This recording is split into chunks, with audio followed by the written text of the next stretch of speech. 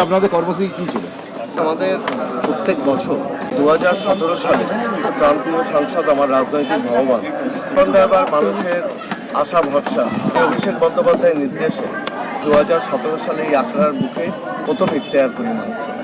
তারপর থেকে প্রত্যেক বছর এই পবিত্র রমজান মাসে একটা দিনকে নির্ধারিত করে নিয়ে মহেশতলার সমস্ত আমার রোজাদার ভাইদের নিয়ে আমি এই ইফতার পার্টিটা করি প্রতি বছরে। তাই এবছরও মাননীয় সাংসদ শ্রী অভিষেক বন্দ্যোপাধ্যায়ের অনুপ্রেরণা এবং নির্দেশে আজকে আমি এই দাওয়াতি ইফতারটা এখানে করলাম।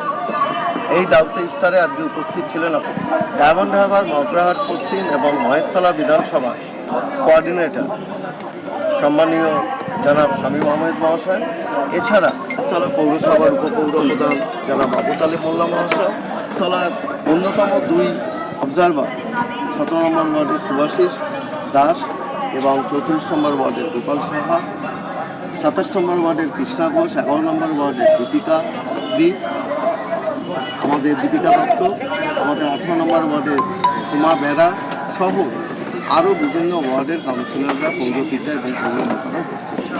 সর্বোপরি দিন ধরে আমার মহেশতলা টাউন তৃণমূল যুব কংগ্রেসে যে মহেশতলার নবীন প্রজন্ম শেখ বাপ্পা, কুশল ভরদ্বাজ, মোহাম্মদ ওয়াকিল, সাহেব দুবে, হাসান এবং জিমি সহ সোমামণ্ডল আছে ওখানে, প্রত্যেকে এবং অন্যান্য যারা সবাই আছেন আমি আমার প্রত্যেকে যুবকর্মীরা প্রতি বছরের ন্যায় ওরাই উদ্যোগ নিয়ে এটাকে আয়োজন করে এবং আমরা এই অনুষ্ঠানটা।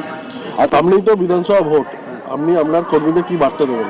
আমরা 2014 সালে আমার রাজনৈতিক ভগবান মাননীয় সাংসদ অভিষেক বন্দ্যোপাধ্যায় এবং 2009 সাল থেকে আমরা যেভাবে মহেশতলার বুকে আমার দীর্ঘ রাজনৈতিক জীবন, ছাত্র পরিষদের থেকে আমার রাজনৈতিক জীবন শুরু, তখন থেকে সিপিএমের বিরুদ্ধে নিরলস সংগ্রাম করে গেছি এবং এখনও আমি আপসহীন সংগ্রাম করি। একদিকে খুনি সিপিএম, উল্টো দিকে সাম্প্রদায়িক বিজেপির বিরুদ্ধে। আমার একটাই লক্ষ্য, মহেশতলা থেকে আমরা উত্তরতর বিরোধী থেকে আমরা ব্যবধান বাড়াচ্ছি।